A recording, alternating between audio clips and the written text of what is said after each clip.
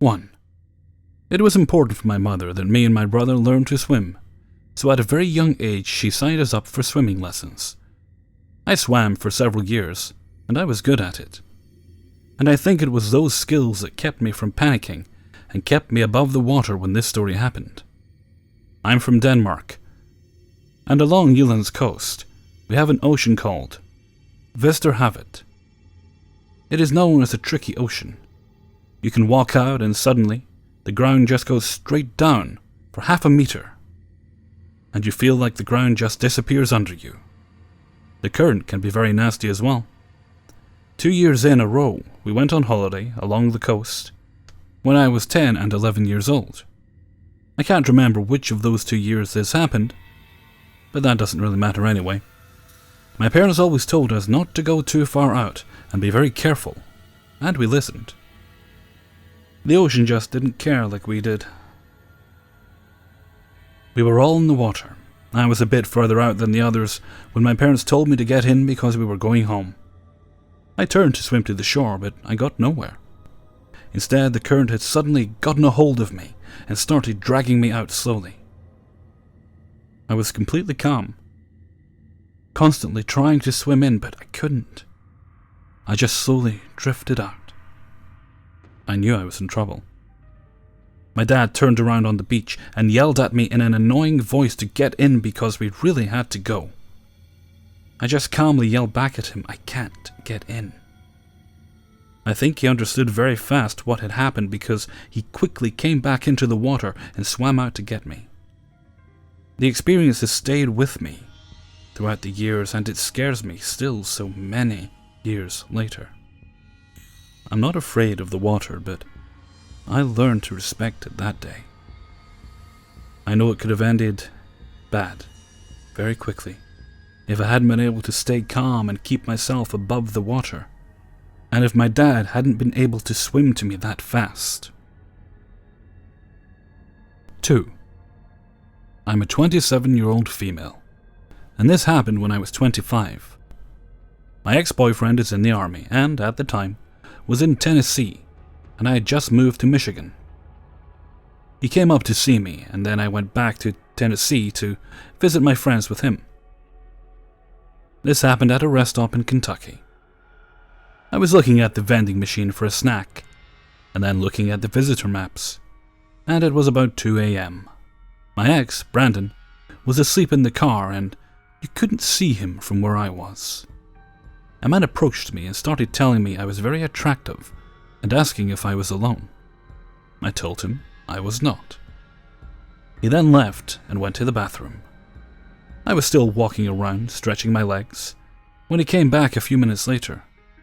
He told me it seemed like I was lying because there was nobody else out there or in the bathroom. I thought that was really weird, and since I was not close to my car, I decided to go into the women's bathroom to try to call my boyfriend. I was pretty freaked out because this man was aggressively talking to me and questioning me. While I was in the bathroom, I heard a woman come in and start talking to me.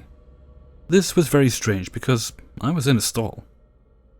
I was terrified because she kept telling me I was very beautiful and that men really go for women with my face and body type, and then started saying my tattoos and piercings were sexy. The reason I was terrified was because in the stall I was hiding in, there was a picture taped to the door inside saying that sex trafficking was happening frequently in the area, and to not go anywhere alone or go anywhere with strangers for any reason. I told her my boyfriend was in the car, and she said, "Honey, you seem to be on your own." I got Brandon to wake up, and I heard him yelling and saying he was going to call the cops. The lady ran out, and then Brandon came in and told me there were 2 men waiting outside the bathroom entrance, and that the 2 of them and the woman left very quickly. We waited in the car for the police to get there, and they asked what happened and took descriptions. But we never heard anything more. So to the creepy possible abductors, let's not meet again. 3. This happened to my older sister back in 1999, when my sister was 4 years old at the time. My mom took her to the grocery store to buy some groceries. My mom left her outside the grocery store because it was located on a busy highway, and it was also difficult to take the pram there. So a man dressed all in black came to my sister and offered her a candy. My sister declined. After 10 minutes, the man returned and said, "Your mom sent me to take you." My sister replied with, "She's in the grocery store." He said no. She got out from the back. "I'm her friend. We know each other." My sister was too young to know about stranger danger. She agreed to go with him. After minutes they left. My mom came out not finding my sister. She was crying and called the cops. They surrounded the area. After an hour they found her 5 blocks from the grocery store. Later the man was arrested. Police asked a few questions of my sister. After 2 days, the police returned and told my mom that he had no criminal records, but the man's neighbor was complaining of a bad smell coming from his home. And when they searched his house, they found pieces of dead bodies of little girls he used to kidnap. He'd kidnap girls and rape them, and then cut them into pieces after killing them, and hid the pieces in the balcony. He was jailed for life. I'm really glad my sister is safe, and I feel too bad for what he did to those little girls. They didn't even know what was going to happen to them. 4. This story begins long ago, when I was very young. I have always been a little quiet and reserved, due to the constant worry of friends becoming foes, because of how terribly bullied I was in school. However, in 1996, I met a girl my own age and instantly became best friends. More like sisters as time went on. A little backstory. She has always been so beautiful and mature for her age. Tall, thin, absolutely beautiful. With an infectious laugh and a genuine love for life. Without discrimination against anyone or anything. The type of girl who could hang out with the cheerleaders, jocks, and the cool kids. And just as easily made friends and hung out with the nerds as well. Basically, she was the kind of person who could bridge a gap like this between different types of people and bring peace to any situation. This attracted so many people to her. Who wouldn't want to be around such a beautiful person? She had friends of all sorts. So along with the good people who genuinely cared and enjoyed her company, this also attracted some bad people. At the young ages we were, we should have been able to enjoy life. Sometime in early 1997, I went to her house to spend a couple of nights with her, where we played games, talked, gossiped, like 13 or 14-year-old little girls do. That night, she told me something that shocked me. I was also pretty sheltered, homeschooled and watched by my mother. I was very blessed in that department, so when my best friend broke this news to me, I certainly couldn't fathom how and why this would happen. She began to tell me she was pretty sure she was being stalked. She had so many stories about hearing a man outside her bedroom window, going outside during the day and finding cigarettes and beer cans on the outside of her windowsill. As you can imagine, I got nervous being there. She changed the subject, and we finished the night off with midnight snacks and more light-hearted topics of conversation. We got tired and decided it was bedtime. Waking up early the next morning, she got up before me and sat in her living room to watch music videos. I walked in and sat across the room from her. She sat on a couch, just letting morning cobwebs clear from her head. Her dad had been doing some rearranging of furniture in the living room, but wasn't quite finished yet, so it was a little disorganized. Chairs were a little out of place, curtains were down, and so on. The couch she sat on was right next to a big curtainless window, where the sun beamed in and illuminated the room with a beautiful morning glow. She was lying back on her couch when something funny happened on a music video, and we both began laughing. I turned my head quickly to look at her, but as soon as I did, I immediately stopped, shocked and completely speechless. I stared as I locked eyes with a man standing right outside the window, looking in and watching us as we enjoyed our morning. When she saw the blood drain from my face, she turned her head and looked in the direction I was looking in.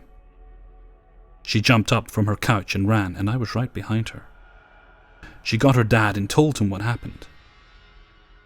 Let me just say, he was a man you didn't want to cross. Strong, and had a love for his children, very protective of my friend. Needless to say, he bolted out the door, hoping to catch and rough up the guy who wouldn't leave his young daughter alone. Unfortunately, the guy ran, but not before hearing the threats being yelled from my friend's dad. He informed the stalker that if he ever caught him on his property again, there would be no need for police. But he would definitely need an ambulance, probably even a hearse. This was only my sighting of him. Unfortunately, it doesn't end there. While my friend was staying at her other friend's house one stormy night, she and her friend were asleep, and her friend's sister was in the shower.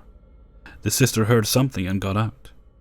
She began following a trail of muddy footprints to the back door when she heard the front door fly open. He had been there and was running away from them, not wanting to be seen. Her friend's mom got her Uzi and walked out into the yard, threatening him. The friend's sister then went into the woods looking for him when he came up and punched her in the face and ran off again. He ended up killing and mutilating the sister's rabbit, leaving different parts in various places. The rabbit's heart was in the mailbox. A part that looked like it could have been the stomach was in their treehouse. Guts were strung along the windowsills. The rabbit's eyes are stuck to the windows, and the rabbit's foot was at the front door. This guy was one sick individual. They called the police and reported everything this guy had done. He fled to a neighboring state, and his car was found on the side of the road. Nobody has seen him since, but he's said to have gotten arrested sometime or another for making a drug deal on a cell phone inside a bank. My friend and her friends are still alive and well, thank God. That poor rabbit, though. 5. My best friend and I are like sisters. A strong bond holds us together. Truly, soul sisters. For 20 years now, we have been through some junk and seen a lot of things. My blood sister and I have always been close as well, so we're a best friend trio. Totally inseparable. Around the time this happened, we had only been friends for about 2 years. She and I usually stayed up longer than my sister. We would talk about anything and everything. We enjoyed each other's company. We rarely ever had arguments. Never had the need to even watch TV or movies because we were each other's entertainment. However, something happened one night that to this day we can't explain. So one night, while my best friend was spending the night with us, my sister went to bed, and we were pretty much on our way to Sleepy Town too. That night, I had a dream that truly disturbed me. I can remember it so vividly to this day. And this was a dream I had nearly 20 years ago. I was in the car with my parents, and we came up on what was being treated as a crime scene. There was bloody meat in the road, and as we got closer I saw 2 men standing up. Side by side, frozen solid. Dead. With blank stares on their faces, and yes, they were standing up, dead. It suddenly flashes that I'm in my best friend's backyard, running from a dog with red eyes. I stopped and turned around, knelt down, and the dog came to me, where I began to pet it. The dog calmed down, and I was able to walk away from it. I awoke next morning to my sister shaking me because she wanted company. and knew if she didn't wake me up, I would sleep all day. My friend was the same way. I was on the couch in the living room explaining to my sister what I saw in my dream and the seriously spooky vibes I still had.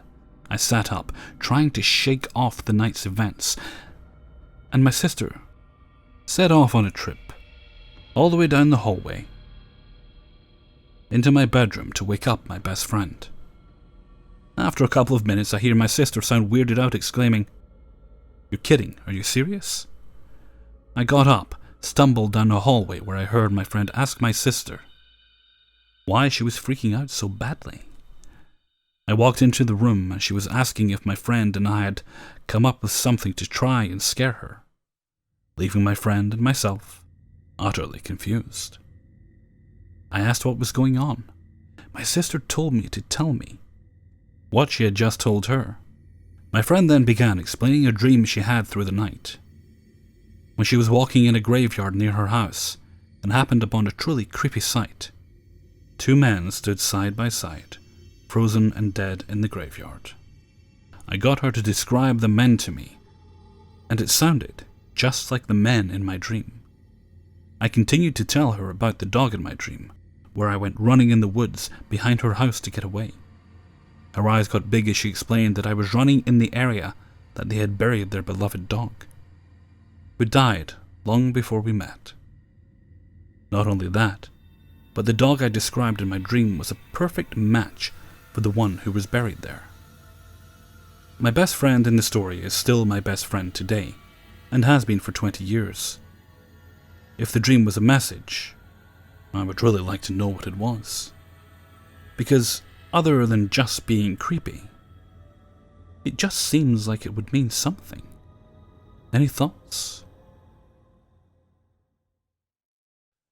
Hey everyone, Hellfreezer here, and thank you very much for listening to 5 True Subscriber Stories, Episode 3. Many thanks to the good folks who shared their stories with me. Incidentally, Stories 4 and 5 were actually shared by the same person. Always like to include that whenever possible. Okay, on to a bit of business, shall we say. Been getting a few requests over the past few weeks to do a Q&A. If that is something you think you would want, then I'm totally willing to do it.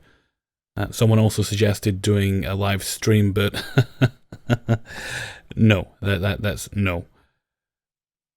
Bad enough recording the stories and then reading them in. Well, what would I do in a live stream? Read stories? That's no. Suppose I could play games, but not really a gaming channel. The only game I really play a lot is Arkham Knight, actually. Not too bad at it. Anyway.